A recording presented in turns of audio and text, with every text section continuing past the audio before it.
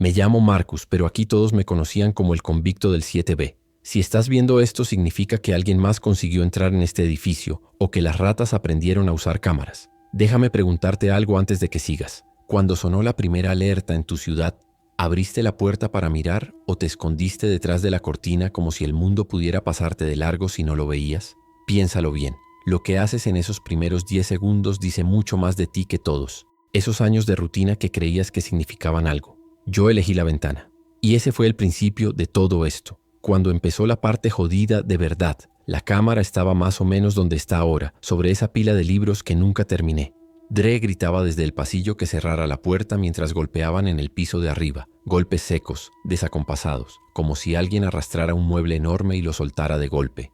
El zumbido de las sirenas de emergencia todavía se filtraba, distorsionado por la televisión congelada en el mismo mensaje rojo. En la puerta el cerrojo vibraba con cada impacto del otro lado. El marco ya tenía una grieta fina como una vena en el yeso. El olor a metal caliente de la herramienta con la que había cortado el brazalete todavía flotaba en el aire del salón, mezclado con sudor rancio y ese perfume barato que venía de la vecina muerta desde hacía horas. Me acuerdo del sonido de mis pies sobre el suelo pegajoso del pasillo, descalzo, pisando.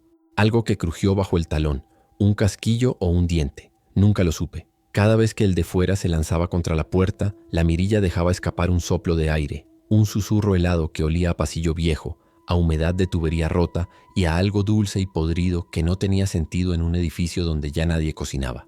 La respiración al otro lado no sonaba humana, más como si alguien intentara aspirar agua con los pulmones, un borboteo lento, rítmico, sin prisa. Dre seguía repitiendo mi nombre, más bajo cada vez, desde el salón, con ese tic de darle golpes al cargador de la pistola.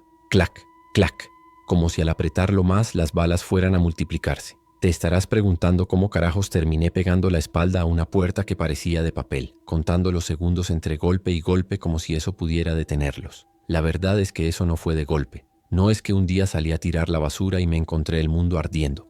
Para entender por qué no bajé corriendo las escaleras cuando aún se podía, por qué obedecí ese maldito brazalete como si el juez estuviera mirando, hay que rebobinar un poco. No es mucho tiempo, ni siquiera llega a 2 días completos. 12, 14 horas antes de que esa respiración mojada se plantara frente a mi puerta, todavía había gente gritando en otros pisos. Todavía sonaban los ascensores. 12 horas antes estaba en este mismo sofá, con el tobillo pesando más que la propia pierna y el mundo todavía tenía tráfico. El ventilador del techo hacía ese ruido irregular de siempre. Un clic cada vuelta que nunca arreglé, porque al final uno se acostumbra a todo. La televisión estaba puesta en un partido repetido, sin volumen, solo por no escuchar mi propio edificio. Afuera, el bloque olía a lo de siempre, grasa de comida rápida del local de abajo, cigarrillos del vecino de al lado, un toque de lejía mal enjuagada subiendo por las escaleras. El brazalete en mi tobillo parpadeaba en verde, obediente, como una luciérnaga condenada. Cuando el zumbido de alerta irrumpió por todos los aparatos a la vez, teléfono, tele, incluso la radio vieja que Dre había dejado, el ventilador pareció detenerse un segundo, como si también estuviera esperando instrucciones. Y ahí empezó a apretarse la jaula. La alerta no paraba. No era como esas pruebas mensuales que uno ignora mientras revuelve el café. Esto era un chirrido continuo, un pitido metálico que subía y bajaba en frecuencia, como si la señal misma estuviera muriendo. El teléfono vibraba contra la mesa de centro, deslizándose milímetro a milímetro hacia el borde con cada zumbido.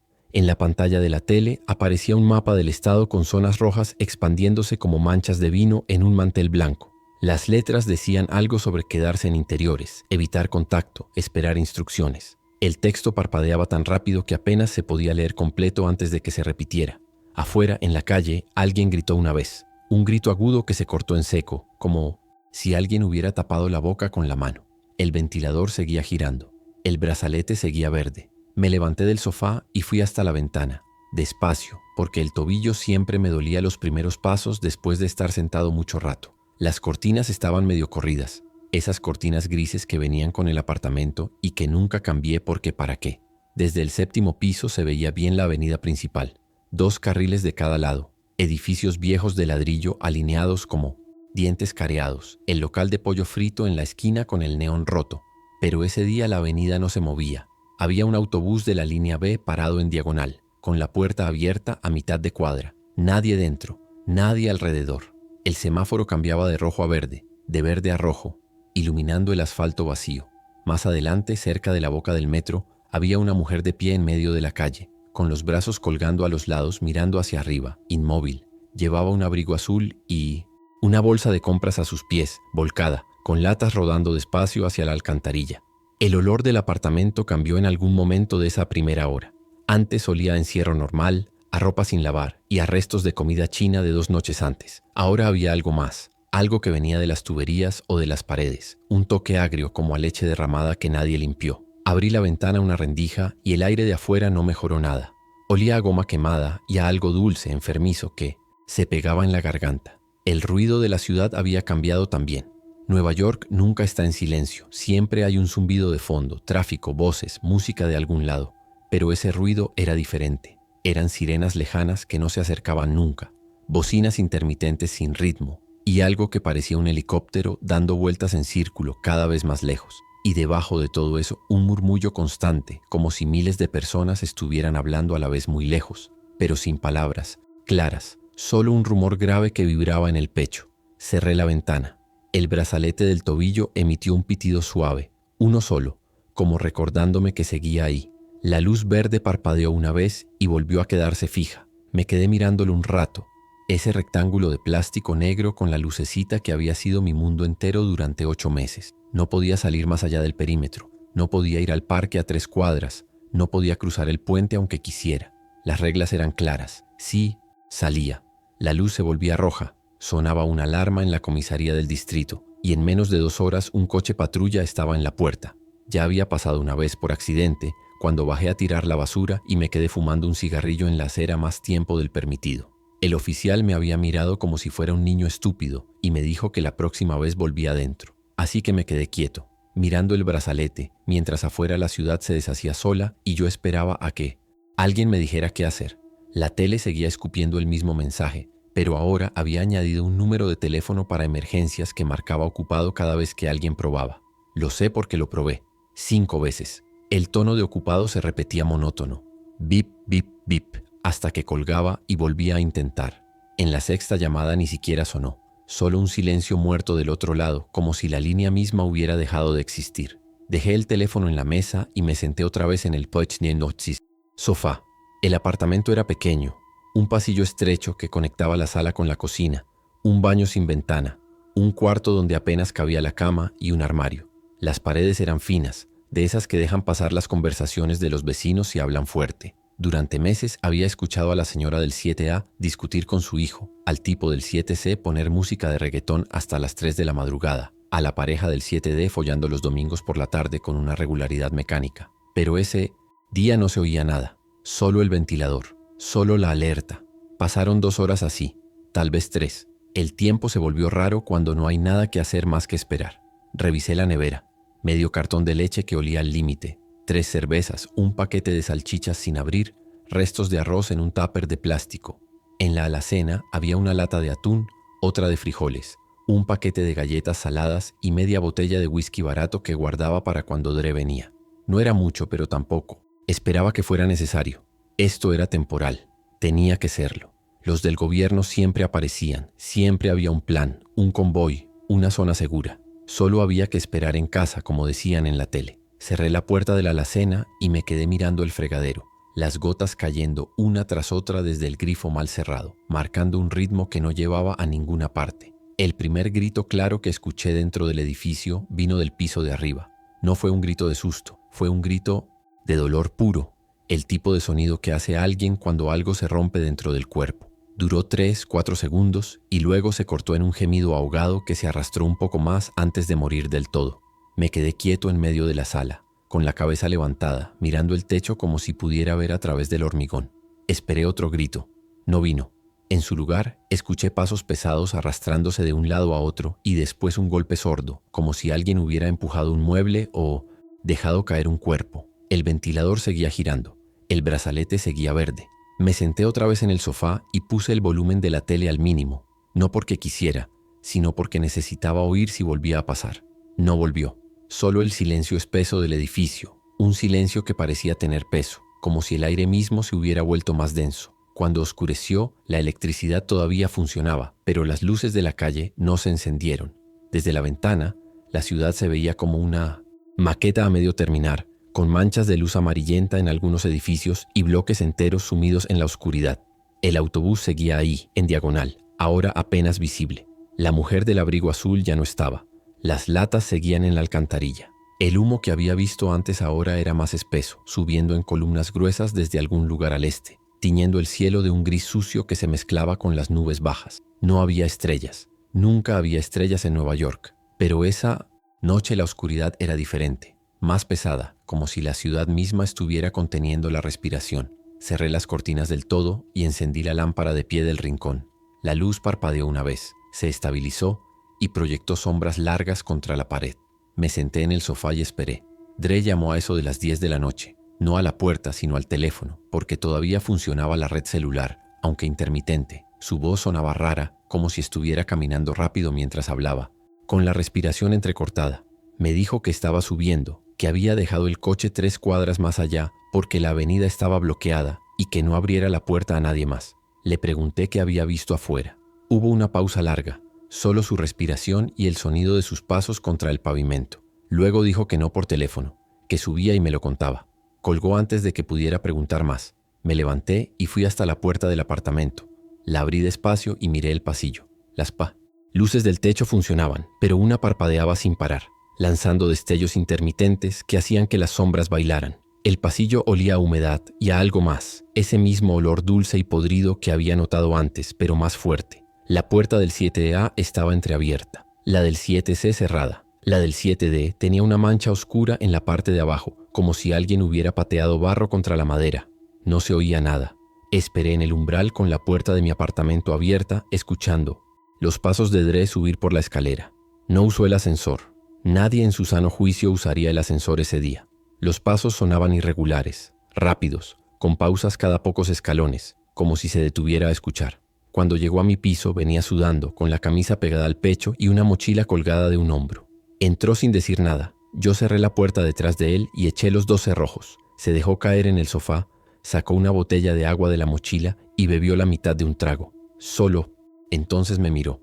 Tenía los ojos rojos, no de llorar, sino de no haber parpadeado en mucho rato. Me dijo que no saliera, que no importaba lo que oyera, que no saliera. Le pregunté qué había pasado. Volvió a beber, más despacio esta vez, y empezó a hablar con esa voz baja que usaba cuando no quería que nadie más oyera, aunque no había nadie más. Dre había intentado llegar al puente. Esa había sido su idea cuando empezaron las alertas. Salir de la ciudad, ir a Jersey, buscar a su madre que vivía en un pueblo pequeño donde seguramente nada de esto había llegado todavía. Pero el puente estaba cerrado, no con una barrera oficial, sino con coches abandonados apilados en las vías de acceso. Algunos todavía con las puertas abiertas, otros volcados de costado.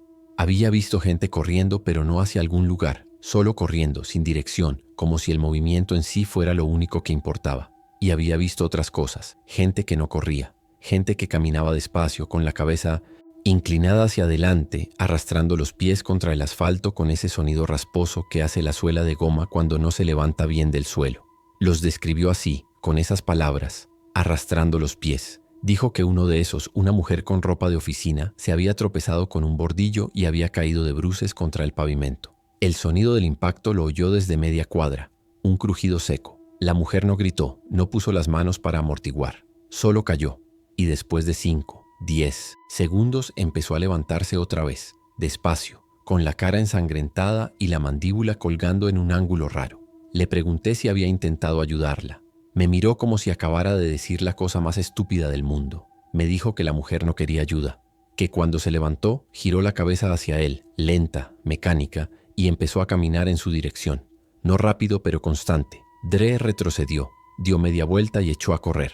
No volvió a mirar atrás hasta que estuvo 3 calles más. Allá, encerrado en un callejón, jadeando contra un contenedor de basura que olía a pañales y a carne pasada. Desde ahí escuchó los gritos. No 1 o 2, docenas, algunos cerca, algunos lejanos, superponiéndose en una sinfonía de terror que no tenía director. Y debajo de los gritos ese otro sonido, el de los pies arrastrándose multiplicado, como si una procesión interminable de gente cansada caminara sin rumbo por cada calle de la ciudad. Por eso no fue al puente, por eso subió aquí, porque quedarse quieto en un lugar con puertas cerradas era la única idea que todavía tenía sentido. Pasamos la noche así, los dos sentados en la sala, sin apagar la luz, sin dormir más que cabeceos de 10 minutos. La tele se apagó sola a eso de las 2 de la madrugada. Simplemente la pantalla se volvió negra, sin parpadeo, sin mensaje de error, solo negro. El silencio que quedó después era tan denso que podía sentirse en los oídos, un zumbido bajo y constante que probablemente siempre estuvo ahí, pero que nunca había notado. Dre sacó una pistola de la mochila. No dijo nada, solo la dejó sobre la mesa de centro, al lado del control remoto que ya no servía para nada. Era una 9 milímetros, negra, con el cargador lleno. Le pregunté de dónde la había sacado. Me dijo que eso no importaba. Y tenía razón, no importaba. Lo único que importaba era que ahora había una pistola en la mesa y que los dos sabíamos que probablemente no sería suficiente. El edificio empezó a hacer ruidos cerca del amanecer. No ruidos humanos, no voces ni pasos claros. Eran sonidos estructurales, como si el hormigón mismo estuviera asentándose de manera incorrecta. Crujidos largos que venían de las paredes, un golpeteo rítmico en las tuberías que no seguía ningún patrón de agua corriente, y ese sonido rasposo, ese maldito sonido rasposo que Dre había descrito, ahora audible en el piso de arriba. Arrastrarse, detenerse, como si alguien estuviera moviendo muebles muy despacio, o como si algo pesado se deslizara de un lado a otro sin levantarse nunca del suelo. Nos quedamos quietos, mirando el techo, siguiendo el recorrido del sonido con los ojos. Fue de un extremo del apartamento de arriba hasta el otro. Luego se detuvo cerca de lo que debía ser su puerta. Esperamos. El sonido no volvió a moverse, pero tampoco se fue. Era como si algo se hubiera quedado ahí, del otro lado de esa puerta, esperando. La luz del día no mejoró nada. Cuando abrí las cortinas, la ciudad seguía siendo gris, pero ahora podía ver mejor los detalles. Había más coches abandonados, algunos con las ventanas rotas, otros volcados. En la acera de enfrente, frente al edificio de ladrillo rojo, había un cuerpo tirado boca abajo, con un charco oscuro extendiéndose debajo. No se movía. Más allá, cerca del semáforo que seguía cambiando de color para nadie, había 3 figuras de pie. No hacían nada, solo estaban ahí, mirando en direcciones diferentes, balanceándose ligeramente como árboles en una brisa suave. Uno de ellos tenía la cabeza inclinada en un ángulo que no era natural, como si el cuello se hubiera roto pero el cuerpo no se hubiera dado cuenta. Mientras los observaba, uno empezó a moverse, no hacia algún lugar específico, solo hacia adelante, arrastrando los pies, con los brazos colgando a los lados. Caminó hasta el coche más cercano, chocó contra el capó con un golpe sordo y siguió empujando, las piernas moviéndose en su lugar, como si no entendiera que había un obstáculo. Después de un rato giró ligeramente y siguió caminando en otra dirección, siempre arrastrándose. Cerré las cortinas otra vez. Dre estaba en la cocina revisando lo que quedaba de comida. Lo escuché abrir y cerrar la nevera, murmurar algo para sí mismo y luego volver con 2 latas de cerveza. Me pasó una. Estaba caliente. Bebimos en silencio, sentados en el sofá, mirando la pantalla negra de la tele como si en cualquier momento fuera a volver a encenderse y decirnos que todo había sido un error, una prueba, una broma de mal gusto. No pasó. La pantalla siguió negra. El brazalete siguió verde. El edificio siguió haciendo ruidos. Y nosotros seguimos sentados porque no había otro lugar a donde ir. El perímetro del monitor de tobillo me mantenía atado a este apartamento como si fuera una correa invisible. Incluso con el mundo desmoronándose, la idea de romper esa regla, de activar esa alarma, todavía me parecía más aterradora que quedarse quieto.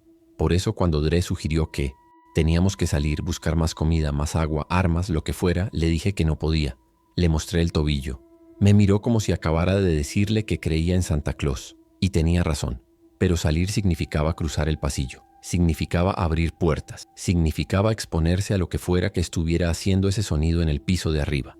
Dre dijo que lo pensáramos como un trabajo. Entrar, agarrar lo necesario, salir, rápido y limpio. El apartamento del 7A era de la señora Ruth, una mujer mayor que vivía sola y que siempre tenía la alacena llena porque compraba en esos mayoristas donde todo viene en paquetes gigantes. Si su puerta estaba entreabierta, era porque o se había ido o ya no podía cerrarla. En cualquier caso, su comida estaba ahí, sin usar. Dre lo decía con esa lógica fría que usaba cuando trabajaba en la calle, esa capacidad de separar la acción de la emoción. Para él, Ruth ya era pasado. Para mí, todavía era la señora que me había traído sopa cuando tuve gripe, en febrero. Pero el estómago no entiende de sentimentalismos, y el agua del grifo había empezado a salir marrón esa mañana. Decidimos ir a mediodía, cuando la luz del pasillo era más fuerte. Dre tomó la pistola, chequeó el cargador otra vez, aunque ya lo había hecho 5 veces, y se la metió en la parte de atrás del pantalón. Yo tomé un cuchillo de cocina, el más grande, con mango de plástico negro y hoja de 20 centímetros. Se sentía ridículo en la mano, como un juguete, pero era lo que había. Nos quedamos frente a la puerta de mi apartamento durante un minuto entero, solo respirando, escuchando. El pasillo estaba en silencio. No había sonidos de arriba, no había pasos, no había nada. Dre puso la mano en el cerrojo. Lo miré. Asintió. Abrimos. El pasillo olía peor de lo que recordaba. No era solo humedad o comida podrida. Era un olor orgánico, biológico, el tipo de olor que hace que el estómago se contraiga antes de que el cerebro entienda por qué.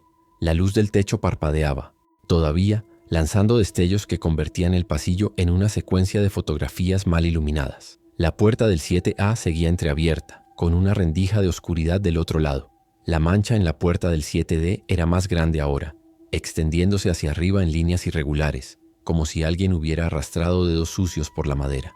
Dre dio el primer paso despacio con el peso en la punta de los pies para no hacer ruido. Yo lo seguí, con el cuchillo apretado en la mano derecha y la otra mano tocando la pared para mantener el equilibrio. Cada paso hacía que el suelo crujiera. Ese crujido viejo de madera bajo linóleo barato sonaba tan fuerte en el silencio que estaba seguro de que quien fuera, lo que fuera, nos había escuchado. Llegamos a la puerta del 7A. Dre puso la mano en la madera y empujó despacio. La puerta se abrió sin resistencia, deslizándose hacia adentro con un chirrido agudo de bisagras oxidadas. El interior estaba oscuro.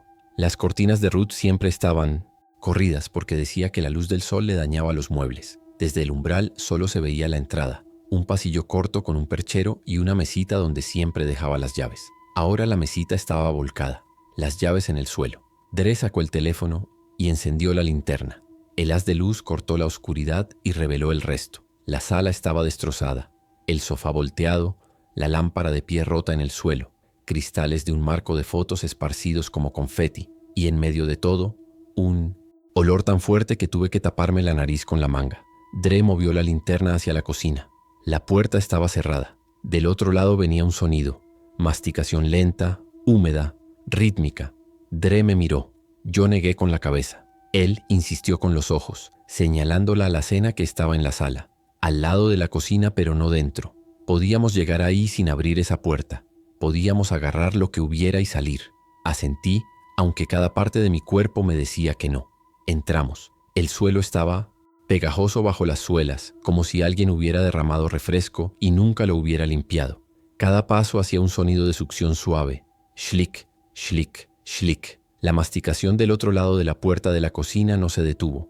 Era constante, mecánica, sin pausas para respirar o tragar. Dre llegó primero a la alacena, la abrió despacio y empezó a meter cosas en su mochila. Latas, paquetes de arroz, una botella de aceite. Yo me quedé mirando la puerta de la cocina, observando la rendija de luz que se filtraba por debajo. Algo se movió del otro lado bloqueando la luz por un segundo y luego volvió a aparecer. Terminamos en menos de 2 minutos. La mochila de Dre estaba llena, pesada, con los bordes estirados al límite. Me hizo una seña para que saliéramos. Retrocedimos hacia la puerta del apartamento paso a paso sin darle la espalda a la cocina. Estábamos a medio camino cuando la masticación se detuvo.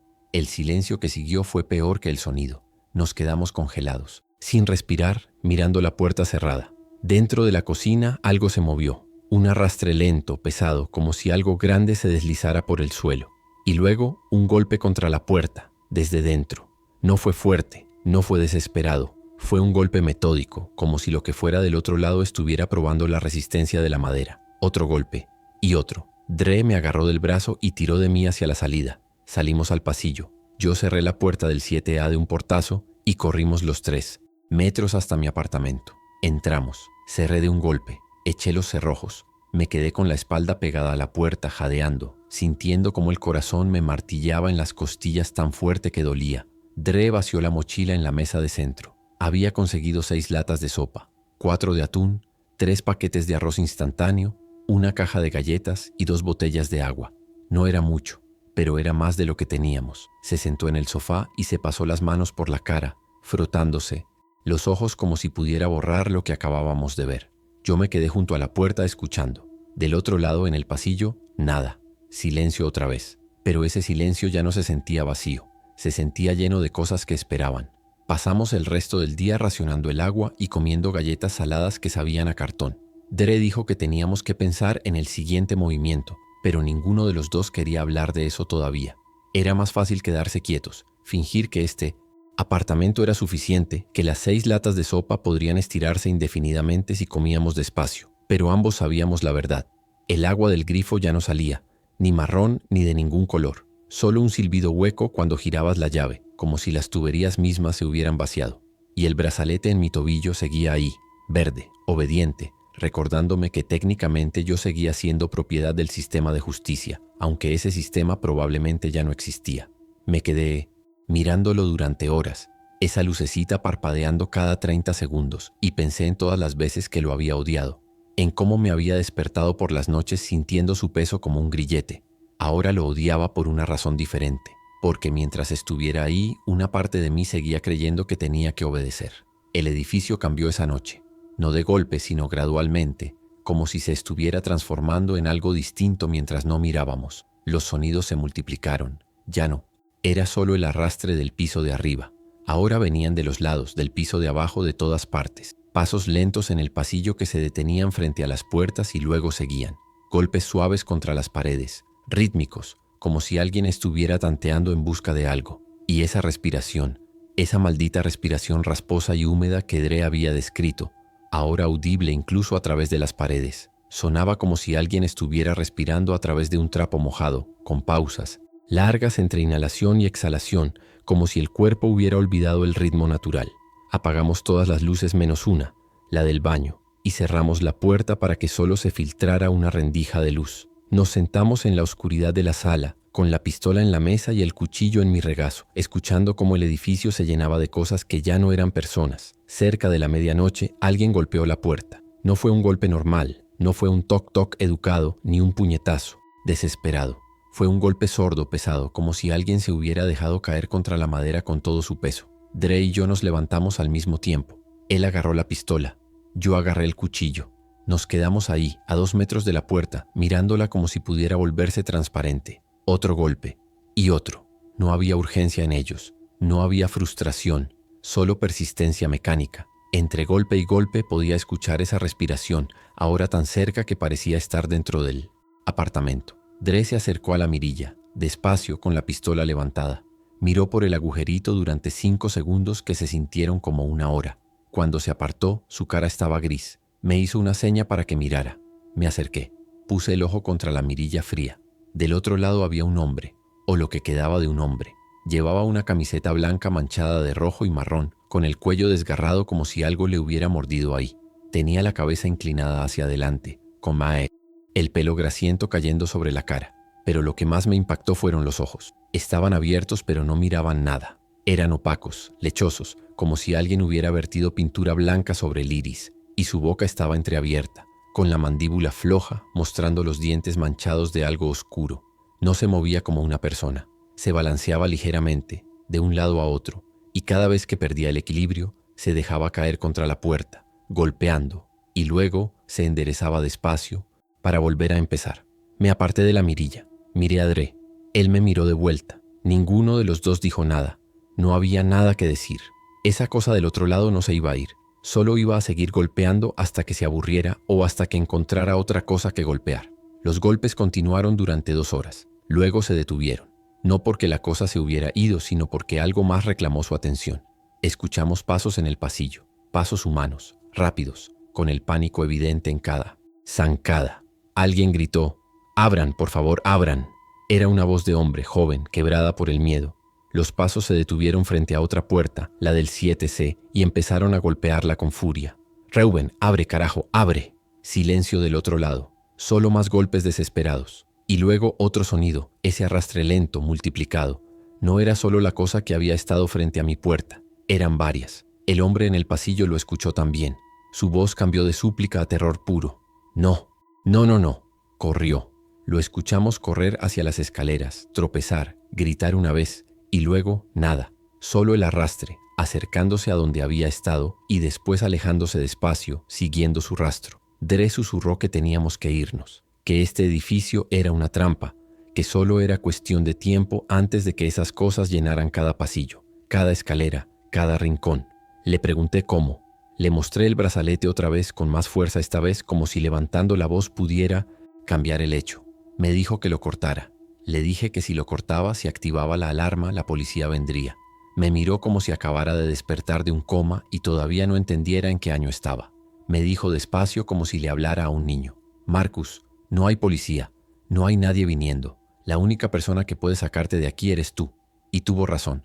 Lo supe en ese momento, con una claridad que dolió más que cualquier golpe físico. No había rescate, no había zona segura. Solo había este apartamento, este edificio lleno de cosas muertas que caminaban, y mi propia estupidez manteniéndome encadenado a una ley que ya no existía. Fui al cuarto y busqué la caja de herramientas que había guardado debajo de la cama. Era una caja de metal oxidada que había encontrado en la basura cuando me mudé, llena de destornilladores sin mango, alicates torcidos y una herramienta rotativa pequeña que parecía un Dremel genérico. La saqué, chequeé que tuviera batería. La lucecita roja parpadeó, débil, pero prendió. Volví a la sala. Dre me miró, asintió y fue a buscar una toalla a la cocina. Dijo que el corte iba a hacer ruido y que probablemente iba a saltar metal caliente. Me senté en el sofá, puse el pie sobre la mesa de centro y me quedé mirando el brazalete como si fuera la última conexión con algo que alguna vez tuvo sentido. Dre puso la toalla alrededor de mi tobillo, dejando solo la correa del brazalete expuesta. Encendí la herramienta. Empezó a zumbar, un zumbido agudo que cortaba el silencio como un cuchillo. Acerqué el disco de corte al brazalete. La primera chispa saltó y me quemó el dorso de la mano. Aparté la herramienta por instinto, maldiciendo en voz baja. Dre me dijo que siguiera. ¡Qué rápido! Volví a intentar, presionando más fuerte esta vez. El disco mordió el plástico reforzado del brazalete, derritiéndolo, lanzando un olor acre a goma quemada que me hizo lagrimear. El zumbido se volvió más grave a medida que encontraba resistencia, y por un momento pensé que la batería no aguantaría, pero siguió cortando. Vi la grieta abrirse, vi el circuito interno, los cables rojos y negros, la lucecita verde todavía parpadeando como si no entendiera lo que le estaba pasando. Empujé más fuerte. El disco atravesó el último milímetro de plástico y tocó el metal debajo. Las chisas explotaron en todas direcciones, calientes, dolorosas, y luego, con un chasquido seco, el brazalete se partió en dos. Cayó al suelo con un golpe sordo. Las dos mitades separadas, los cables expuestos, la lucecita verde parpadeando una última vez antes de apagarse para siempre. Me quedé mirándolo, con la herramienta todavía zumbando en mi mano, esperando la alarma, esperando las sirenas, esperando que algo pasara. Pero no pasó nada, solo el silencio del apartamento y el zumbido de la herramienta que apagué con un clic. Dre recogió las dos mitades del brazalete y las tiró en el bote de basura de la cocina, como si fueran sobras de comida. Yo me froté el tobillo donde había estado. La piel estaba roja, irritada, con la marca del roce de 8 meses grabada como una cicatriz temporal, pero el peso había desaparecido, y con él, la última excusa que tenía para quedarme quieto. Decidimos que saldríamos al amanecer. No porque el amanecer fuera más seguro, sino porque al menos podríamos ver. Necesitábamos un plan, necesitábamos saber a dónde íbamos. Dre dijo que Reuben, el tipo del 7C, tenía un arsenal en su apartamento. Lo sabía porque Dre le había comprado hierba un par de veces y había visto las cajas de munición apiladas en el armario del cuarto. Si Reuben seguía vivo, tal vez nos ayudaría. Si no, tal vez podríamos tomar lo que necesitáramos. Sonaba mal, sonaba como saqueo, como convertirse en lo que siempre habíamos odiado. Pero Dre tenía razón. Las reglas viejas habían muerto con el primer infectado que se levantó. Las nuevas reglas eran simples: tomar lo que necesitas o morir sin él. Pasamos el resto de la noche preparándonos. Llenamos 2 mochilas con lo que quedaba de comida, las botellas de agua, ropa extra, el cuchillo, la herramienta. Dre chequeó la pistola otra vez, contó las balas. 13 en el cargador, ninguna de repuesto. Me preguntó si sabía disparar. Le dije que no. Me pasó el cuchillo y me dijo que lo mantuviera cerca. La luz del amanecer entró gris y débil por las cortinas. Afuera, la ciudad seguía siendo una acuarela sucia de humo y edificios desiertos. Nos preparamos en silencio, cada uno revisando su mochila una última vez, apretando correas, chequeando cremalleras. Dre fue hasta la puerta y pegó el oído a la madera. Esperó 30 segundos, un minuto. Luego se apartó y me hizo una seña. Me acerqué con el cuchillo en la mano derecha y la mochila ya colgada en ambos hombros. Dre descorrió el cerrojo de arriba, luego el de abajo. El sonido metálico resonó en el apartamento vacío. Puso la mano en el pomo, contó hasta 3 con los dedos y abrió. El pasillo estaba vacío, pero no se sentía vacío. El olor era peor que, antes, un hedor denso que hacía que respirar por la nariz fuera imposible. Las luces del techo ya no parpadeaban. Una estaba completamente apagada. La otra emitía un brillo amarillento y débil. La mancha en la puerta del 7D ahora cubría la mitad de la madera y se extendía por el suelo como un río seco de color marrón oscuro. La puerta del 7A seguía entreabierta, con la oscuridad del interior intacta. La puerta del 7C, la de Reuben, estaba cerrada. Dre avanzó primero, con la pistola levantada, apuntando hacia el fondo del pasillo donde empezaban las escaleras. Yo lo seguí, con el cuchillo apretado tan fuerte que los nudillos me dolían. Cada paso hacía que el suelo crujiera. Cada crujido sonaba como un grito en el silencio. Llegamos a la puerta del 7C. Dre golpeó suave, 3 golpes rápidos. Esperamos. Nada. Golpeó otra vez más fuerte. Nada. Probó el pomo. Estaba cerrado con llave. Dre retrocedió un paso y me miró. Le pregunté con los ojos qué querías hacer. Me señaló la puerta. Luego hizo un gesto de patear. Le negué con la cabeza. Demasiado ruido. Él insistió. Dijo que no teníamos tiempo para delicadezas. Y tenía razón. Me aparté. Dre tomó impulso, levantó la pierna y pateó la puerta justo al lado del pomo.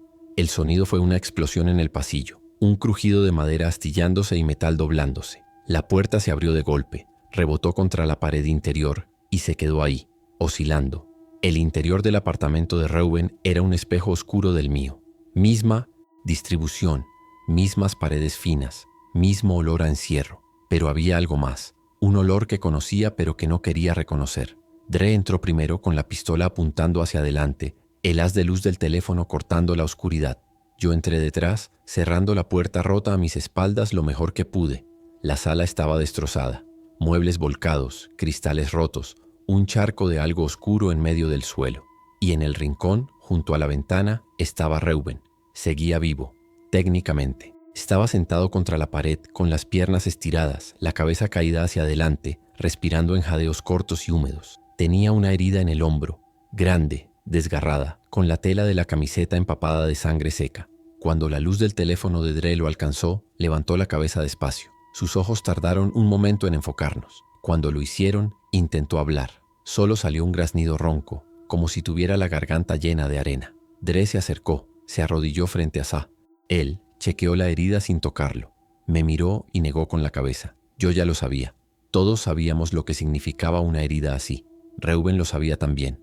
Con un esfuerzo que parecía costarle todo, levantó una mano temblorosa y señaló hacia el cuarto. Dre entendió. Se levantó, fue al cuarto y volvió 2 minutos después con una caja de metal.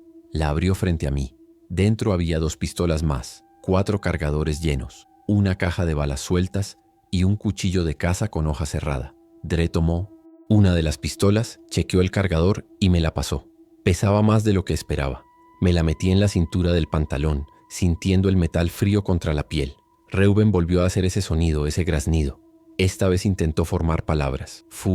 Era... Dre se acercó otra vez. Reuben lo agarró del brazo con una fuerza sorprendente para alguien que se estaba muriendo. Fuera, ya. Dre asintió. Le dijo que sí, que nos íbamos. Reuben negó con la cabeza, más agitado ahora. No, yo, fuera, y lo entendí. No estaba hablando de nosotros, estaba hablando de él. Estaba pidiendo que lo sacáramos de ahí antes de que pasara, antes de que dejara de ser Reuben y se convirtiera en una de esas cosas. Dre lo soltó, se levantó y se apartó. Sacó la pistola. Reuben cerró los ojos. Yo aparté la mirada. El disparo resonó en el apartamento como un trueno, un estallido seco que dejó un zumbido agudo en los oídos. Cuando volví a mirar, Reuben ya no respiraba. La pared detrás de él tenía una mancha nueva, roja, brillante. Dre se quedó ahí de pie con la pistola todavía levantada, mirando lo que acababa de hacer. Luego guardó el arma y recogió la caja de metal. Me dijo que nos fuéramos. Yo asentí. Salimos del apartamento de Reuben, dejando la puerta rota abierta, dejando su cuerpo en el rincón y volvimos al pasillo. El disparo había despertado algo. Lo supimos de inmediato. Desde el piso de arriba venía ese sonido, ese arrastre multiplicado, ahora más rápido, más urgente. Y, desde las escaleras más cerca, un gemido bajo, gutural, que no sonaba humano pero que tampoco sonaba animal. Dre apuntó hacia las escaleras con la pistola. Yo saqué el cuchillo. Nos quedamos quietos, esperando, viendo que aparecía primero. La cosa que subió desde el 6º piso fue lo que alguna vez había sido una mujer. Llevaba un vestido floreado manchado de marrón, con el dobladillo desgarrado. Tenía el pelo largo y enredado, cubriendo parte de la cara, pero lo que se veía era suficiente. Piel grisácea, labios retraídos, dientes expuestos. Subió los últimos escalones con esa lentitud metódica, arrastrando los pies, y cuando llegó al rellano del 7º piso, giró la cabeza hacia nosotros. No de golpe, sino despacio, como si sus músculos tuvieran que recordar cómo hacerlo.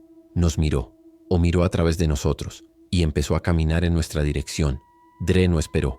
Disparó. El disparo le dio en el pecho, un impacto que habría tumbado a cualquier persona viva.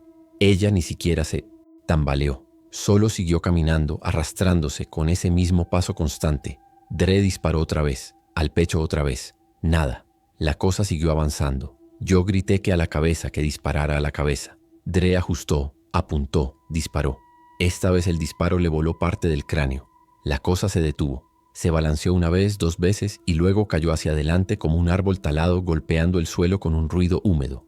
Nos quedamos ahí, jadeando, mirando el cuerpo inmóvil. Dre bajó la pistola, me postin, miró y dijo lo que ambos estábamos pensando. Tenemos que salir de este edificio ahora mismo. Corrimos hacia las escaleras, pasando sobre el cuerpo caído, sintiendo como nuestras suelas pisaban algo blando que no quería identificar. Las escaleras estaban oscuras, iluminadas solo por las ventanas pequeñas de cada rellano que dejaban entrar una luz gris y sucia. Bajamos rápido, saltando escalones, con las mochilas rebotando contra nuestras espaldas. En el 6º piso, la puerta del pasillo estaba abierta. Desde dentro venía ese olor, ese maldito olor a muerte y descomposición que ya era imposible ignorar. Y ese sonido de masticación multiplicado, como si hubiera una docena de cosas ahí dentro comiendo al mismo tiempo. No miramos, seguimos bajando.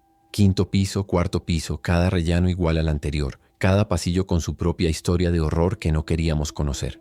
En el 3er piso, una de esas cosas salió del pasillo justo cuando pasábamos. Era un hombre grande, con ropa de obrero manchada de grasa y sangre. Se movió más rápido de lo esperado. No corrió, pero sí aceleró y casi me agarra del brazo. Giré, le clavé el cuchillo en el cuello sin pensar. La hoja entró fácil, demasiado fácil, como cortar carne cruda. Lo empujé hacia atrás, saqué el cuchillo y seguí corriendo. No miré si caía, solo corrí. Llegamos al vestíbulo del edificio jadeando, con los pulmones ardiendo. El vestíbulo era pequeño, con buzones oxidados en una pared y un suelo de baldosas agrietadas. La puerta principal era de vidrio reforzado con marco de metal, con una cerradura que necesitaba llave desde dentro. Dre probó empujarla. No se movió.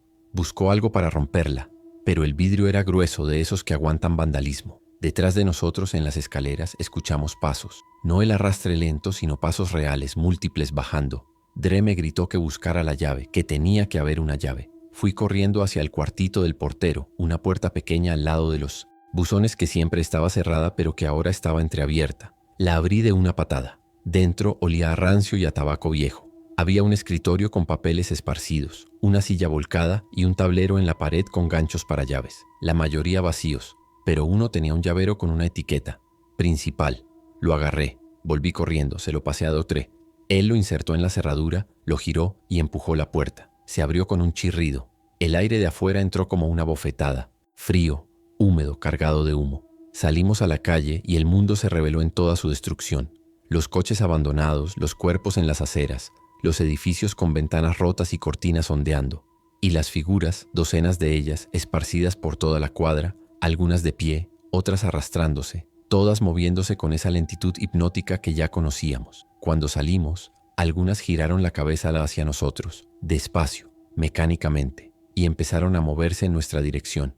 Dre me agarró del brazo y tiró de mí hacia la izquierda, hacia el callejón que corría entre nuestro edificio y el siguiente. Corrimos con las mochilas golpeando nuestras espaldas, con el sonido de pasos arrastrándose, multiplicándose detrás de nosotros. No miramos atrás, solo corrimos, esquivando basura, saltando charcos de algo que no queríamos identificar, adentrándonos en la ciudad gris que ya no era nuestra. El callejón escupía a otra calle, más estrecha que la principal, flanqueada por contenedores de basura desbordados y puertas de metal con grafitis descoloridos. Nos detuvimos en la esquina, con las espaldas contra la pared de ladrillo, intentando recuperar el aliento mientras escuchábamos si algo nos había seguido. El sonido de pasos arrastrándose se había diluido en la distancia, pero no había desaparecido del todo.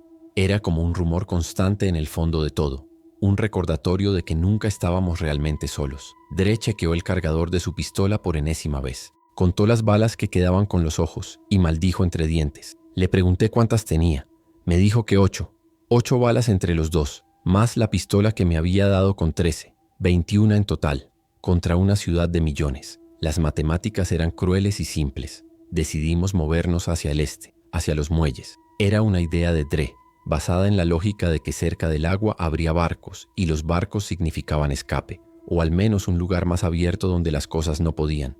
Acorralarte en pasillos estrechos. Sonaba razonable cuando lo dijo, pero mientras caminábamos por calles que conocía de toda la vida y que ahora parecían de otro planeta, la duda empezó a comerme por dentro. Cada esquina podía tener una docena de esas cosas esperando. Cada coche abandonado podía tener algo agachado detrás. Y el silencio de la ciudad, ese silencio roto solo por el viento arrastrando basura y el goteo constante de agua de alguna tubería rota, era más aterrador que cualquier ruido. Porque el silencio significaba que todo lo que hacía ruido estaba muerto o escondido. Y nosotros estábamos haciendo ruido. Pasamos junto a una tienda de conveniencia con la puerta de vidrio hecha añicos y el interior saqueado.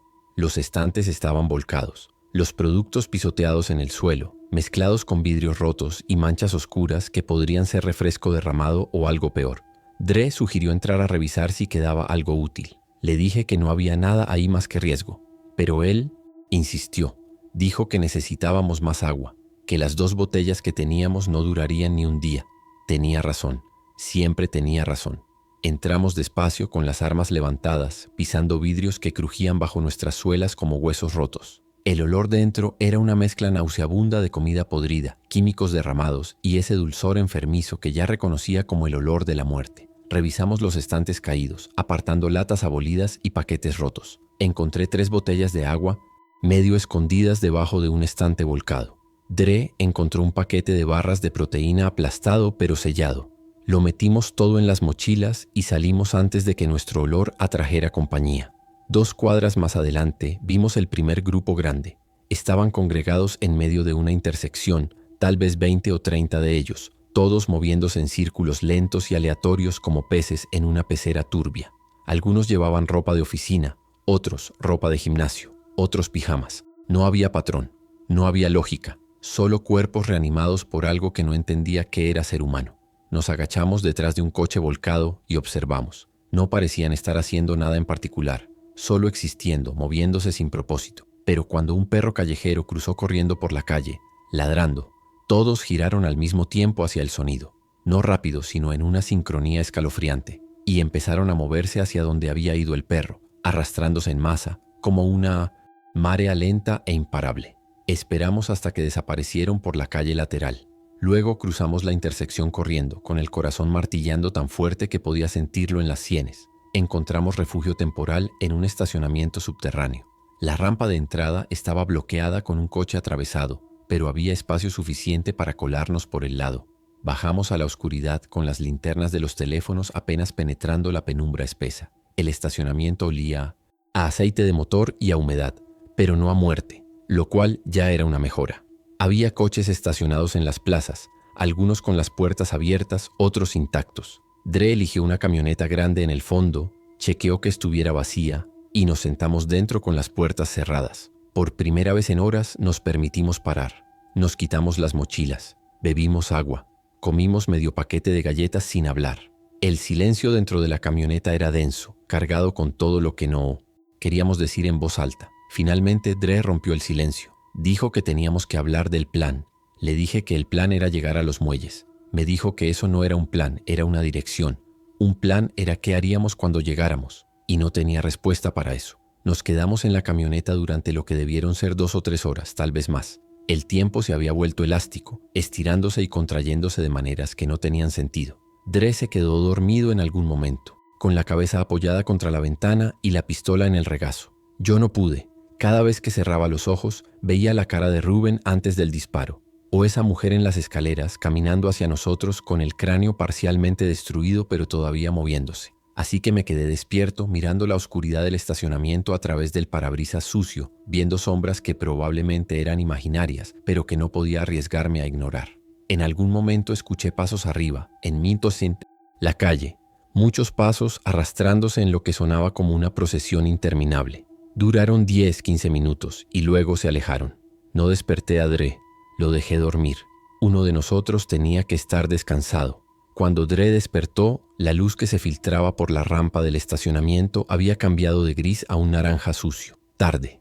Habíamos perdido la mayor parte del día escondidos. Dre se frotó la cara, chequeó su pistola por costumbre y me preguntó si había pasado algo. Le dije que, pasos arriba, pero que se habían ido. Asintió. Bebió agua. Me pasó una barra de proteína. Comimos en silencio, masticando esas barras que sabían a cartón endulzado, y luego nos preparamos para salir otra vez. Pero antes de que pudiéramos abrir las puertas de la camioneta, escuchamos algo más. No pasos, voces. Voces humanas, vivas, hablando en susurros urgentes que resonaban en el estacionamiento vacío.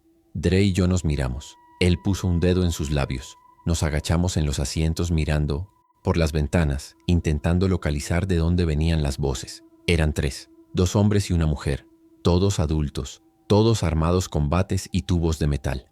Bajaron por la rampa con cautela, mirando a su alrededor, hablando en voz baja pero no lo suficientemente baja. Uno de ellos, un tipo con una chaqueta de cuero rota, dijo algo sobre buscar gasolina. La mujer, con el pelo recogido en una cola de caballo deshecha, dijo que revisaran los tanques de los coches, que seguramente quedaba algo. El tercer tipo, calvo y con barba de varios días, solo gruñó en respuesta. Se separaron, cada uno yendo hacia una sección diferente del estacionamiento, abriendo puertas de coches, sacando lo que encontraban.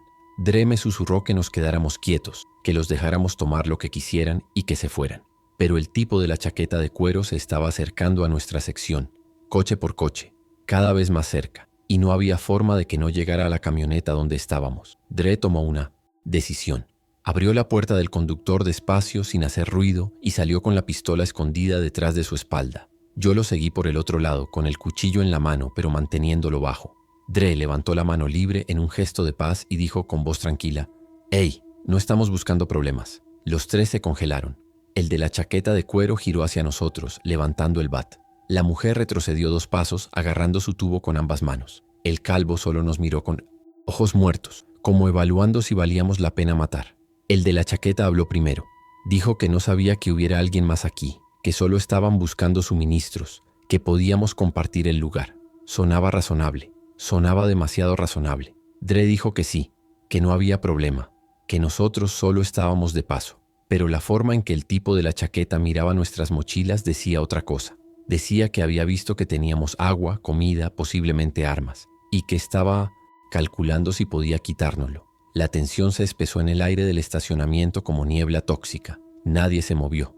Nadie bajó sus armas improvisadas. El silencio se alargó durante segundos que parecían horas. Finalmente la mujer habló. Dijo que tenían un campamento cerca, que había más gente, que si queríamos podíamos ir con ellos. Seguridad en números, dijo. Comida compartida. Turnos de guardia. Sonaba como una oferta genuina. Sonaba como la primera cosa sensata que había escuchado en Sims. Días. Dre y yo nos miramos. Él levantó una ceja preguntando sin palabras. Yo estaba a punto de asentir cuando el calvo arruinó todo. Dio 2 pasos hacia Dre, con ese caminar de quien está acostumbrado a intimidar, y dijo: «Primero las mochilas. Queremos ver qué traen, para saber si vale la pena llevarlos». El tono no dejaba lugar a negociación.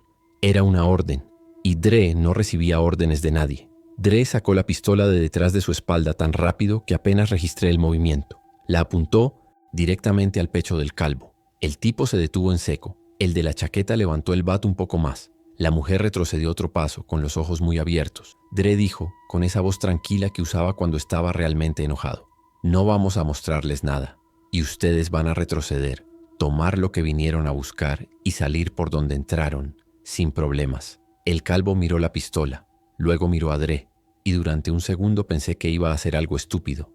Pero el de la chaqueta puso una mano en su hombro y dijo que sí, que está bien, que no había necesidad de violencia. Dijo que se irían. El calvo lo miró como si acabara de traicionar algo, pero no discutió. Los 3 retrocedieron, despacio, sin darle la espalda a Dre. Subieron por la rampa y desaparecieron en la luz naranja del exterior.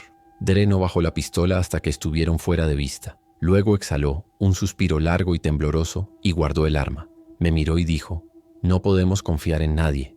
Le dije que ya lo sabía, Pero una parte de mí, una parte estúpida y desesperada, había querido creer que esa mujer decía la verdad, que había un campamento, que había gente trabajando junta, que no todo el mundo se había vuelto salvaje. Pero la mirada en los ojos del calvo había matado esa esperanza. En este mundo nuevo, la gente era tan peligrosa como los infectados, tal vez más, porque los infectados solo te mataban, la gente te mataba y te quitaba todo primero. Salimos del estacionamiento 5 minutos, después con más cuidado que antes. La calle estaba vacía, pero sabíamos que esos 3 estaban cerca, posiblemente vigilando. Nos movimos rápido, zigzagueando entre coches, manteniéndonos cerca de las paredes, usando cada sombra como cobertura. El sol se estaba poniendo, tiñendo el cielo de un rojo enfermizo que se filtraba a través del humo constante. La ciudad entera parecía estar en llamas lentas, consumiéndose en fuegos olvidados que nadie vendría a apagar. Pasamos junto a una farmacia con las ventanas destrozadas y el interior carbonizado, junto a un restaurante con cuerpos amontonados en la entrada, tan descompuestos que era imposible saber cuántos eran, junto a un parque infantil donde los columpios se balanceaban solos en el viento, chirriando con un sonido metálico que me puso la piel de gallina. Cuando llegamos a la avenida que bordeaba el río, el olor cambió. Ya no era solo humo y muerte, era agua salada mezclada con combustible y algo químico que ardía en la nariz. Los muelles estaban adelante, apenas visibles en la penumbra creciente, con los mástiles de barcos apuntando al cielo como dedos acusadores. Había menos coches aquí, menos edificios, más espacio abierto. Eso debería haber sido reconfortante, pero el espacio abierto también significaba menos lugares para esconderse. Y mientras caminábamos por la acera agrietada, con el río a nuestra derecha y los almacenes abandonados a nuestra izquierda, vi movimiento, muchos movimientos, figuras arrastrándose entre los almacenes, decenas de ellas, tal vez más. No nos habían visto todavía, pero era solo cuestión de tiempo. Dre me jaló hacia un callejón entre 2 almacenes. Corrimos, con las mochilas rebotando, con la respiración cada vez más difícil. El callejón terminaba en una valla de alambre oxidada. Dre trepó primero, con una agilidad nacida de la desesperación. Yo lo seguí, sintiendo cómo el alambre me cortaba las palmas a través de los guantes improvisados que había hecho con mis calcetines. Caímos, del otro lado en un patio lleno de contenedores de carga apilados. Laberinto de metal. Nos adentramos en él, girando a la izquierda, luego a la derecha, perdiendo cualquier sentido de dirección. Detrás de nosotros escuchamos el sonido de la valla sacudiéndose. Algo estaba intentando seguirnos, o muchos algos. No miramos atrás. Solo corrimos. Encontramos un contenedor con la puerta trasera entreabierta. Nos metimos dentro, jalamos la puerta casi cerrada dejando solo una rendija para ver afuera. Y nos dejamos caer contra las paredes de metal frío. El interior olía a óxido y a cartón mojado. Estaba oscuro, casi completamente negro. Podía escuchar la respiración de Dre, rápida y superficial, mezclándose con la mía. Afuera, los sonidos se multiplicaron. Pasos arrastrándose, muchos, pasando junto a nuestro contenedor, deteniéndose, continuando, gemidos bajos, como el sonido que hace el viento al pasar por un túnel estrecho. Y ese otro sonido, ese chasquido metódico que ahora reconocía, mandíbulas abriéndose y cerrándose sin nada que masticar, solo el reflejo muscular de algo que ya no recordaba cómo dejar de comer. Pasamos la noche ahí, no dormimos, no hablamos, solo esperamos en la oscuridad, escuchando cómo la ciudad se llenaba de muertos que caminaban. En algún momento, cerca de lo que debía ser medianoche, escuchamos gritos, gritos humanos. Venían de algún lugar al oeste, probablemente del centro, agudos y desesperados, cortándose uno tras otro como luces apagándose. Duraron 5 minutos, luego silencio. Dre susurró en la oscuridad. Eran ellos. Le pregunté quiénes. Los del estacionamiento, el campamento que mencionaron. No respondí. No había nada que decir.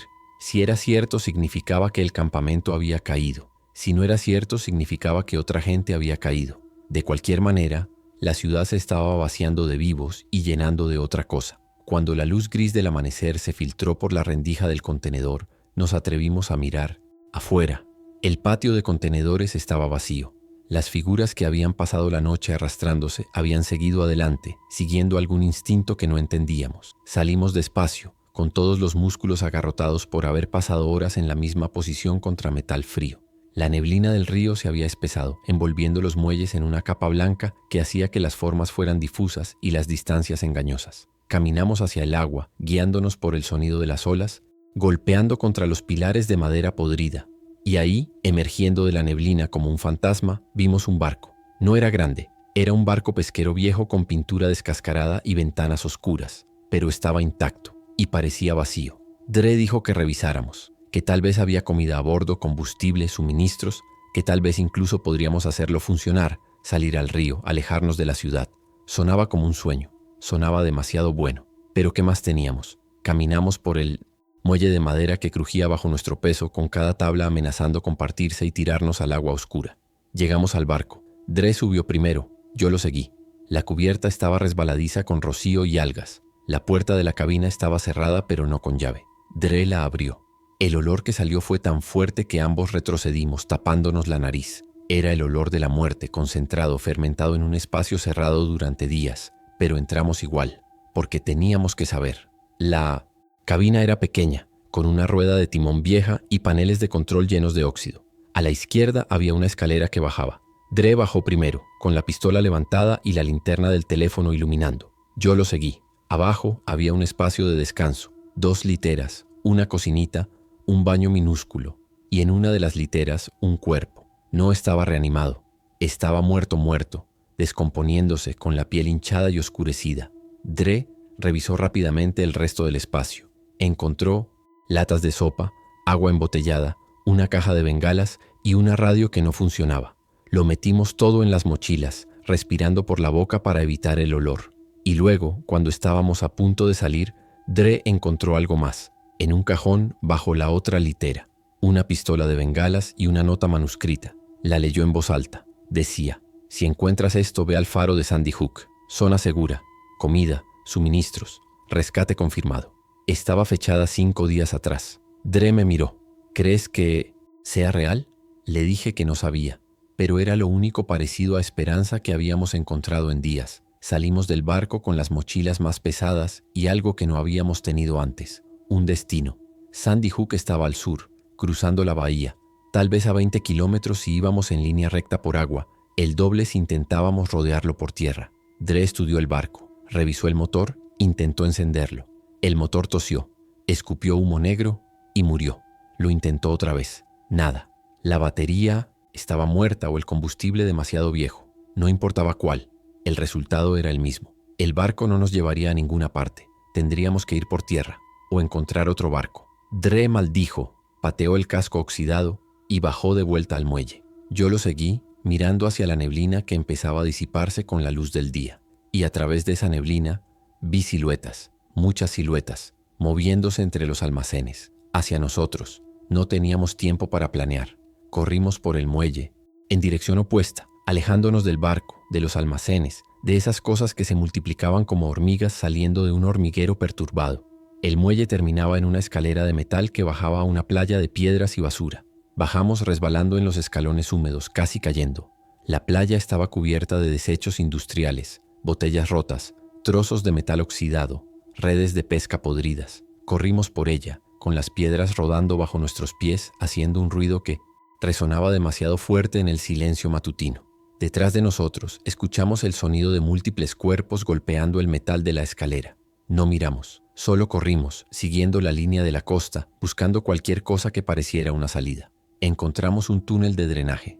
Era grande, lo suficientemente grande para caminar agachados, con agua estancada hasta los tobillos. Olía a alcantarilla y a cosas muertas, pero era cobertura. Nos metimos dentro con el agua helada empapando nuestros zapatos, sintiendo como las paredes de hormigón nos cerraban. La oscuridad era casi total. Solo la luz de nuestros teléfonos cortaba la penumbra, revelando grafitis descoloridos en las paredes y ratas muertas flotando en el agua. Avanzamos, agachados con las mochilas rozando el techo por lo que parecieron kilómetros, pero probablemente fueron solo unos cientos de metros. El túnel finalmente escupió a un canal de concreto, seco, lleno de basura acumulada. Salimos jadeando, empapados de cintura para abajo, con el olor a alcantarilla pegado en la piel. El canal nos llevó tierra adentro, lejos del río, hacia una zona industrial que reconocí vagamente. Fábricas abandonadas, almacenes vacíos, estacionamientos enormes sin un solo coche. Todo gris, todo silencioso, todo muerto. Dre sacó la nota del barco y la leyó otra vez, como si las palabras pudieran haber cambiado. Zona segura. 2 palabras que sonaban como una mentira, pero que eran lo único que teníamos. Le pregunté cómo íbamos a llegar a Sandy Hook. Me dijo que necesitábamos un coche que funcionara, o un bote, o putos milagros. Le dije que los milagros se habían acabado hace días. Se rió, una risa seca y sin humor, y dijo que entonces tendríamos que improvisar, como siempre. Pasamos el resto de la mañana buscando un vehículo. Revisamos docenas de coches abandonados, probando llaves dejadas en igniciones, intentando encender motores con baterías muertas. La mayoría no tenía llaves. Los que las tenían no encendían o tenían los tanques vacíos. En uno encontramos un cadáver en el asiento trasero, tan descompuesto que era solo una forma humana bajo ropa podrida. En otro encontramos sangre salpicada en todas las ventanas, con marcas de manos arrastrándose por el interior del vidrio. No encontramos nada útil hasta casi el mediodía, cuando Dre vio una camioneta pick-up vieja en el estacionamiento de una fábrica cerrada. Tenía las ventanas intactas, las llantas infladas y, lo más importante, las llaves, colgando del retrovisor. Dre abrió la puerta. Nadie saltó desde dentro. Nadie salió desde atrás. Subió, puso la llave en la ignición y giró. El motor tosió otra vez, y luego rugió a la vida con un sonido que resonó en todo el estacionamiento vacío como un grito. Nos quedamos congelados esperando que ese sonido atrajera a todas las cosas muertas en 1 kilómetro a la redonda. Pero nada vino. No inmediatamente. Dre chequeó el medidor de combustible. Estaba a 1/4. No era mucho, pero tal vez era suficiente. Me subí al asiento del pasajero. Cerré la puerta. Dre puso la camioneta en marcha y salimos del estacionamiento con las llantas chirriando, dejando marcas en el asfalto. Condujimos hacia el sur, siguiendo las señales que todavía estaban en pie, evitando las calles principales que estaban bloqueadas con coches abandonados y cuerpos. Dre conducía rápido, demasiado rápido, tomando curvas cerradas que hacían que la camioneta se inclinara peligrosamente. Le grité que bajara la velocidad. Me dijo que si bajaba las cosas nos alcanzarían. Y tenía razón, porque en el espejo lateral vi figuras saliendo de edificios, de callejones, todas moviéndose hacia el sonido del motor. Eran lentas, pero eran muchas, y cada cuadra que avanzábamos más aparecían. La ciudad entera parecía estar vomitando infectados como si hubieran estado escondidos, esperando algo que los despertara. Y nosotros, con nuestro motor rugiente, éramos ese algo. Llegamos a un puente que cruzaba hacia el Tomboucent sur. Estaba parcialmente bloqueado con coches abandonados, pero había espacio suficiente para pasar si Dre conducía por el arcén. Aceleró, montó el bordillo y esquivó los coches, con el lado de la camioneta raspando metal con un chirrido que me hizo apretar los dientes. Del otro lado del puente había un peaje abandonado. Las barreras estaban levantadas. Pasamos a toda velocidad. Y al otro lado, en medio de la carretera, había un grupo de sobrevivientes. 5 personas, todas armadas, todas apuntándonos con rifles. Dre frenó en seco. La camioneta derrapó, casi volcándose, y se detuvo a 10 metros de ellos. Un hombre dio un paso adelante. Era mayor, con barba gris y un rifle de caza apoyado en el hombro. Gritó: «¡Apaguen el motor!». Dre no se movió. El hombre apuntó directamente al parabrisas. «Dije que apaguen el puto motor». Dre me miró. Yo asentí. Apagó el motor. El silencio que siguió fue tan denso que podía escuchar mi propio pulso en los oídos. El hombre se acercó con el rifle todavía apuntando. 2 más lo flanqueaban, una mujer con un revólver y un tipo joven con una escopeta. El hombre mayor nos miró a través del parabrisas evaluándonos. Luego gritó: «Salgan, despacio, manos donde pueda verlas». Salimos, despacio, con las manos levantadas. Las mochilas quedaron en la camioneta. La pistola de Dre también. Mi cuchillo también. Estábamos desarmados frente a 5 personas que no tenían razón para confiar en nosotros. El hombre mayor se acercó más, manteniendo distancia pero lo suficientemente cerca para que cada palabra llegara clara. «¿Están mordidos?». Dre dijo que no. El hombre no parecía convencido. «Muéstrenme los brazos, levanten las camisas». Obedecimos. Nos revisaron buscando heridas, buscando la evidencia de infección. No encontraron nada porque no había nada. Finalmente, el hombre bajó el rifle un poco. No del todo, pero un poco. «¿A dónde van?». Dre dijo: «Sandy Hook». «Escuchamos que hay una zona segura». El hombre rió. Una risa amarga. «Escucharon mal. Sandy Hook cayó hace 3 días. El mundo se inclinó bajo mis pies. 3 días. La nota del barco tenía 5 días. Eso significaba que la zona segura había durado 2 días antes de caer. 2 días. Dre preguntó qué había pasado. El hombre dijo que demasiados infectados, muy pocos suministros y pánico interno. Dijo que la gente había empezado a pelear por comida, que las peleas habían atraído más infectados y que para cuando quisieron organizarse otra vez ya era demasiado tarde. Dijo que él y su grupo habían escapado justo a tiempo. Ahora estaban aquí, bloqueando el puente, impidiendo que nadie cruzara, porque del otro lado solo había muerte. Le pregunté qué se suponía que hiciéramos entonces. El hombre me miró como si la respuesta fuera obvia. Lo que todos: sobrevivir hasta que no puedan. Nos dejaron irnos, no porque fueran generosos, sino porque no éramos una amenaza para ellos. Nos subimos de vuelta a la camioneta, con las mochilas, con las armas, con la esperanza aplastada bajo el peso de 2 palabras. Sandy Hook cayó. Dre no encendió el motor de inmediato. Se quedó ahí sentado con las manos en el volante, mirando al frente sin ver nada. Le pregunté qué haríamos. No respondió. Le pregunté otra vez. Finalmente dijo, no lo sé, Marcus, ya no sé un carajo. Y esa admisión viniendo de alguien que siempre tenía un plan, siempre tenía una respuesta, fue más aterradora que cualquier infectado. Dimos la vuelta. No teníamos otro lugar a donde ir. Así que volvimos hacia donde habíamos venido, conduciendo despacio esta vez, sin urgencia, porque la urgencia requiere un destino y nosotros ya no teníamos ninguno. El combustible se estaba acabando. El medidor marcaba casi vacío. Dre dijo que buscaríamos un lugar para pasar la noche, algún lugar alto, defendible, con múltiples salidas. Le pregunté cómo sabría cuándo encontráramos ese lugar. Me dijo que lo sabríamos cuando lo viéramos, y entonces lo vimos. Un edificio de apartamentos, similar al que habíamos abandonado, pero este tenía barricadas en las ventanas del primer piso y una puerta principal reforzada con tablas de madera. Alguien había intentado convertirlo en un refugio, y había fallado porque las barricadas estaban parcialmente destruidas y la puerta principal estaba entreabierta. Entramos con cuidado, con las armas levantadas, esperando encontrar infectados o supervivientes hostiles o trampas. Encontramos vacío, no vacío limpio, sino vacío abandonado. Había señales de vida reciente, latas de comida abiertas, botellas de agua vacías, mantas sucias amontonadas en esquinas, pero nadie vivo. Subimos las escaleras hasta el 3er piso, eligiendo un apartamento al azar que todavía tenía la puerta. Entramos, cerramos detrás de nosotros, pusimos un mueble contra la puerta y nos dejamos caer en el suelo, con las espaldas contra la pared, completamente agotados.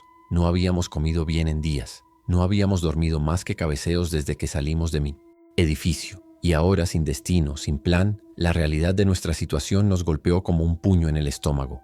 Íbamos a morir, tal vez hoy, tal vez mañana, pero pronto, y no había nada que pudiéramos hacer al respecto. Dre sacó la pistola, chequeó el cargador y lo puso en su regazo. Yo saqué el cuchillo y lo limpié con la manga de mi camisa, quitando sangre seca que no recordaba haber derramado.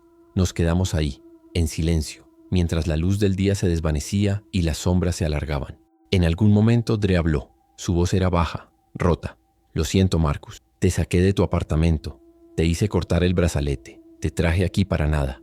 Le dije que no era su culpa, que yo había elegido ir, que quedarnos en el apartamento tampoco habría cambiado nada, pero no estaba seguro de creer mis propias palabras. Tal vez si nos hubiéramos quedado, si hubiéramos racionado mejor, si hubiéramos sido más silenciosos, podríamos haber sobrevivido más tiempo. O tal vez solo habríamos retrasado lo inevitable.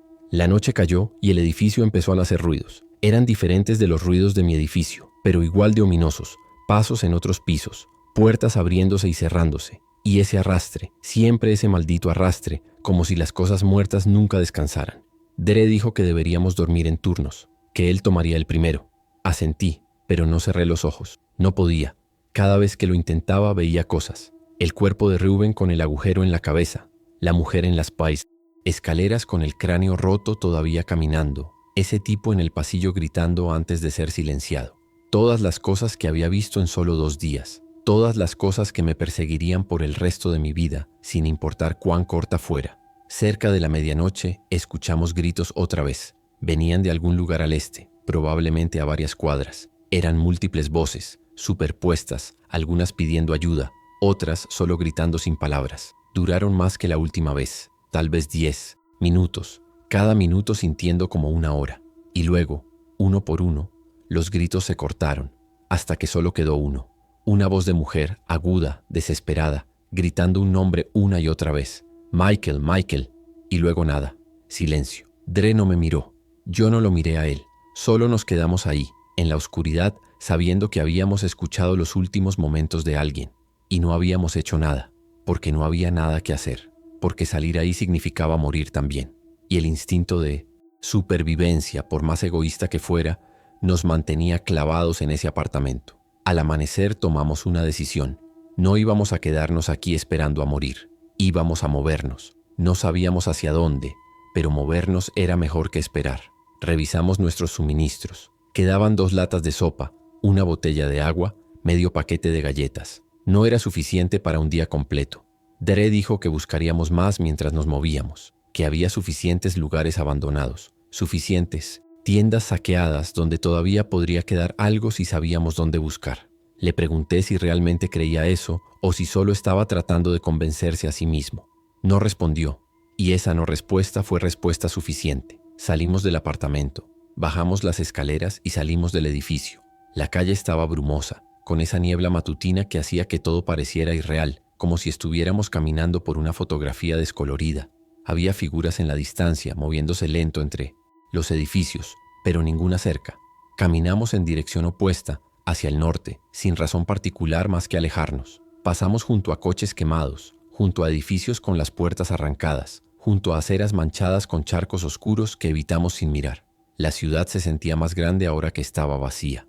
O tal vez nos sentíamos más pequeños, más insignificantes. Solo dos personas en un mundo que ya no tenía lugar para personas. Encontramos una escuela.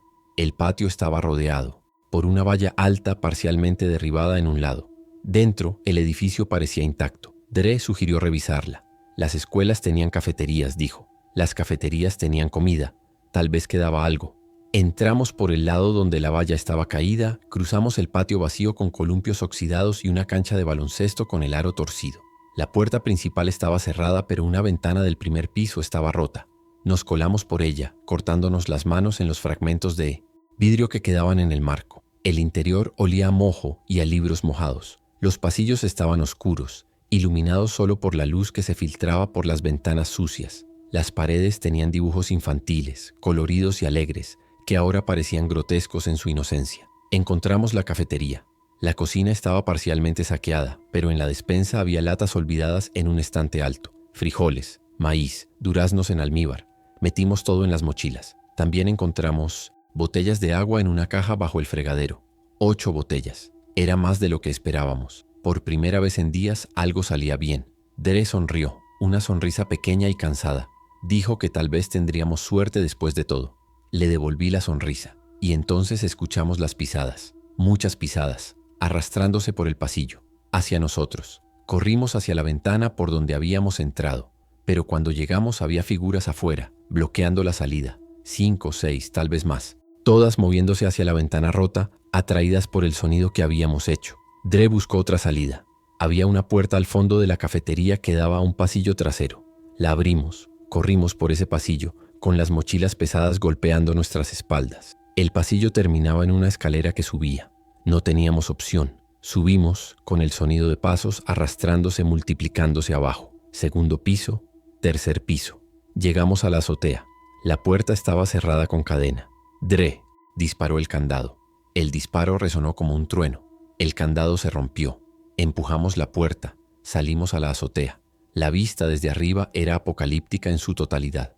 La ciudad se extendía en todas direcciones, gris, en llamas en algunos lugares, completamente oscura en otros. Y entre los edificios, moviéndose como hormigas, estaban ellos. Miles, tal vez decenas de miles, llenando cada calle, cada callejón. No había hacia dónde correr. No había hacia dónde esconderse. Era el fin. Supimos ambos al mismo tiempo. Dre revisó su pistola. Le quedaban 3 balas. Me miró. Yo saqué mi pistola. Le quedaban 11. 14 balas entre 2. Él dijo, no es suficiente para todos ellos. Le dije, es suficiente para nosotros. Me entendió. Asintió. Pero ninguno de los dos levantó el arma. Porque incluso sabiendo que no había salida, incluso sabiendo que esto era el final, el instinto de aferrarse a la vida era más fuerte. La puerta de la azotea explotó hacia afuera. No la habíamos cerrado, no la habíamos bloqueado. Y ahora salían, uno tras otro, arrastrándose hacia nosotros con esa lentitud implacable. Dre disparó, le voló la cabeza al primero. 2 balas. Disparó otra vez, falló. 1 bala. Yo levanté mi arma, apunté, disparé. Le di al segundo en la frente. Cayó. 10 balas, pero seguían saliendo. 3, 4, 5. No podíamos dispararles a todos. No teníamos suficientes balas. Retrocedimos hacia el borde de la azotea. Detrás de nosotros, solo aire y una caída de 3 pisos. Delante, una docena de cosas muertas acercándose. Dre me miró una última vez. Dijo, fue un honor, hermano. Le dije lo mismo. Levantamos las armas. No hacia ellos, hacia nosotros. Y entonces Desde algún lugar a la distancia escuchamos un sonido diferente. Un helicóptero. Apareció desde el este volando bajo. Un helicóptero militar con insignias que no pude identificar. Pasó sobre nosotros una vez. Luego dio la vuelta y se quedó suspendido. Una voz amplificada gritó desde un altavoz: «Despejen el área. Agáchense». No entendimos, pero obedecimos. Nos tiramos al suelo de la azotea. Y entonces dispararon. No a nosotros, a ellos. Ametralladoras montadas abrieron fuego. Un estruendo ensordecedor que hizo temblar el edificio. Las cosas en la azotea fueron destrozadas, cuerpos explotando en pedazos, cayendo. En 30 segundos todo había terminado. Solo quedaban restos. El helicóptero descendió más, lo suficiente para que una escalera de cuerda cayera. La voz gritó otra vez: «Suban ahora». No preguntamos, no dudamos, subimos. Nos jalaron dentro. El helicóptero ascendió, alejándose del edificio, alejándose de la ciudad. Miré hacia abajo. Vi la escuela volverse pequeña. Vi las calles llenas de infectados volverse líneas grises. Vi la ciudad entera, muerta y moribunda, extendiéndose hasta donde alcanzaba la vista. Un soldado me pasó una botella de agua. Otro le puso una manta a Dre. Una mujer con uniforme médico nos revisó buscando mordidas. No encontró ninguna. Nos dijo que teníamos suerte, que eran de los últimos vuelos de rescate, que después de este abandonarían la ciudad por completo. Le pregunté a dónde íbamos. Me dijo que a una base militar al norte, que había comida, refugio, seguridad. Por primera vez en días, esas palabras no sonaron como una mentira, sonaron como la verdad. Y me permití, solo por un momento, creer.